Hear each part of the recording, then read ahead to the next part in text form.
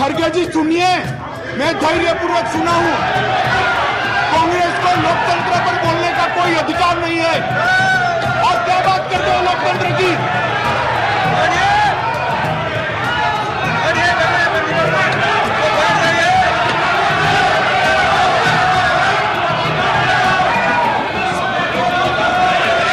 वही अधिवक्ता दूसरी बार वही धारा का विरोध करता है, मगर हमको तो ऐसी महारत हासिल नहीं। हम तो सार्वजनिक जीवन के छोटे कार्यकर्ता है, तो जो सच होते हैं वो बोलते हैं।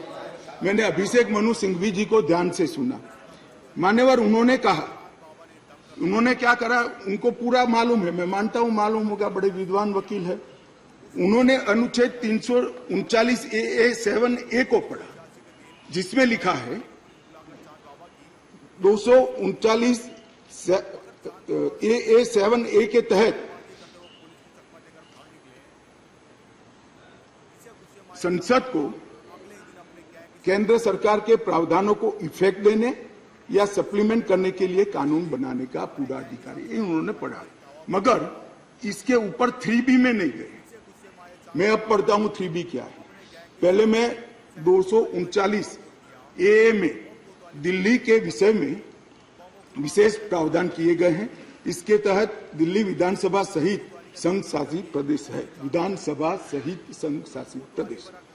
मान्यवर, इसके 239 AA 3B के अनुसार दिल्ली के संघ राज्य क्षेत्र या पूरा राज्य क्षेत्र या उसके किसी भी भाग के बारे में उससे संबंधित किसी भी विषय पर कानून बनाने का अधिकार संसद का अधिकार।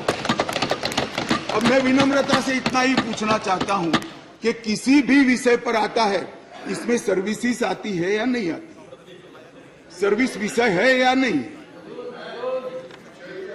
और मान्यवर, और इससे आगे जाकर 239 AA 3C के अनुसार संसद को, ये भी ध्यान से सुने सदन, संसद को राष्ट्रीय राजधानी क्षेत्र दिल्ली की विधानसभा द्वारा बनाए गए किसी भी कानून को संशोधित करने का, उसका स्वरूप बदलने का या उसको निरस्त करने का भी अधिकार दिया गया।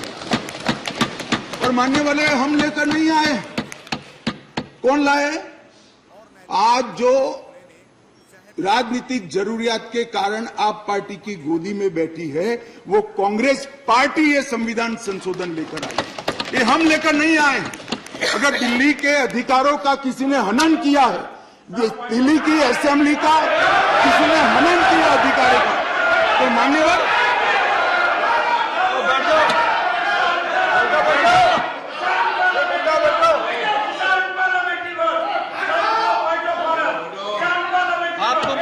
लगी होगी, बैठ जाओ, बैठ जाओ। आपको तकलीफ हुई है? अरे गोदी में बैठने में तकलीफ हुई है? माननीय अध्यक्ष जी, इनको करने में तकलीफ नहीं और सुनने में क्यों तकलीफ होती है? करते हैं तो सुनना पड़ेगा। गोदी में बैठ गए। मैं फिर से रिपीट करना चाहता हूं, केवल और केवल राजनीतिक स्वार्थ के कारण आप पार्टी का एपीचमेंट करने के लिए ये अपने ही लाए हुए कानून का ये विरोध कर रहे हैं।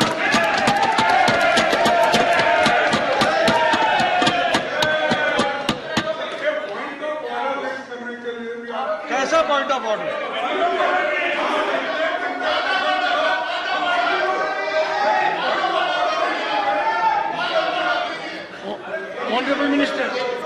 ऑनरेबल मिनिस्टर, माननीय अध्यक्ष जी, Honorable Minister,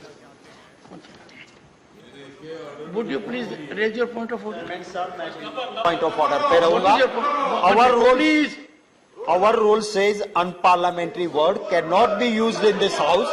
We have the book of list और उसी लिस्ट के हिसाब से किसी पार्टी किसी के साथ जाने पे उसकी गोदी में बैठी है, ये वर्ड अनपार्लियामेंट्री है। कल हम भी बोलेंगे। आप डेकोरम की बात करते हो, आप डेकोरम की बात करते हो, तो किसी गोदी में बैठे हैं, हम भी बीजेपी के लिए बोलेंगे कि कौन सी गोदी है, किसकी गोदी में बैठे हैं। तो डेकोरम आप कहते हो, तो डेकोरम मेंटेन हम भी करना चाहते One second. हैं। और speaker sir, You are not to make a speech. I have heard your point of order.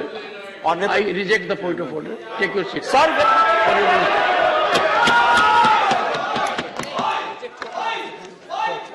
Honorable Minister. माननीय अध्यक्ष जी, यहां पर बहुत सारे सदस्यों ने बड़ी बड़ी दुहाइयां दी, संविधान की दुहाइयां दी, डेमोक्रेसी की दुहाइयां दी और अदालत के फैसले की सम्मान करने की दुहाइयां दी। माननीय अध्यक्ष जी, मैं इनको बहुत विनम्रता पूर्वक कहना चाहता हूं। मैं सबसे पहले अदालत के फैसले की बात करता हूं। अदालत के फैसले की अवमानना तब होती है तब अदालत ने किसी भी प्रकार का स्थगन आदेश दिया है।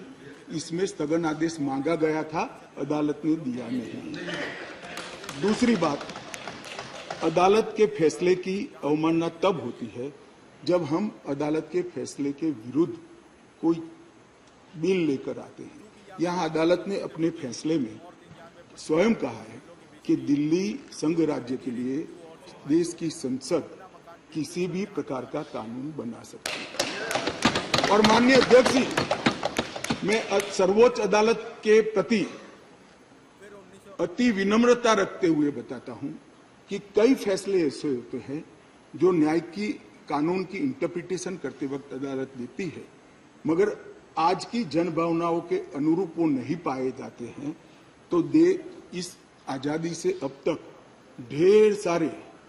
ढेर सारे इतने उदाहरण हैं जिसमें संसद ने अदालत के फैसलों को बदलने के लिए कानून लेकर आए, मगर इसमें तो एक केस भी नहीं है। माननीय अध्यक्ष जी, इस देश की संसद ने कई बार संविधान बदला। अदालत के फैसले की बात छोड़िए, अदालत के फैसले को न्यूट्रलाइज करने के लिए कई संविधान के पैराग्राफ जोड़े गए हैं माननीय अध्यक्ष जी। और ये संसदीय परंपरा है जिसको अदालतों ने भी स्वीकार किया है। और पहला संविधान संशोधन तो तब हुआ जब पार्लियामेंट भी नहीं बनी थी मान्यवर। कॉन्स्टिट्यूएंट असेंबली ने पहला संविधान संशोधन पारित किया था, तब से संविधान बदलने की प्रक्रिया चली है। और मैं आपको बताता हूं भाई, हम संविधान में बदलाव इमरजेंसी डालने के लिए नहीं लाए हैं।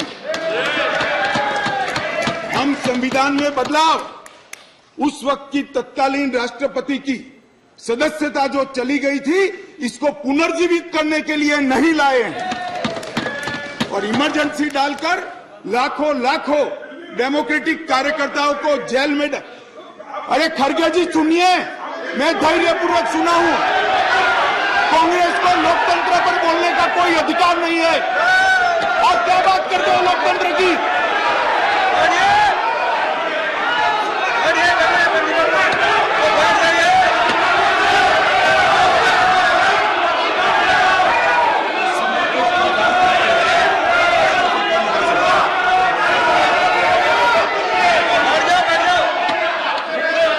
Honorable members, please take your seat.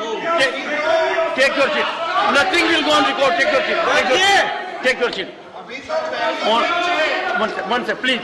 Honorable members, the Honorable Home Minister was throughout present by and large, and he heard everyone very patiently. And everyone in the House, now he has a right and duty as Home Minister to address the House. He is something wrong? Honorable Home Minister, nothing will go regard. Please. मान्यवर, मैं थोड़ी जल्दबाजी में प्रधानमंत्री की जगह राष्ट्रपति बोल गया, इसलिए मैं थोड़ा फिर से रिपीट करना चाहता हूं। इस देश के पूर्व प्रधानमंत्री की सदस्यता बचाने के लिए हम ये बिल नहीं लेकर आए।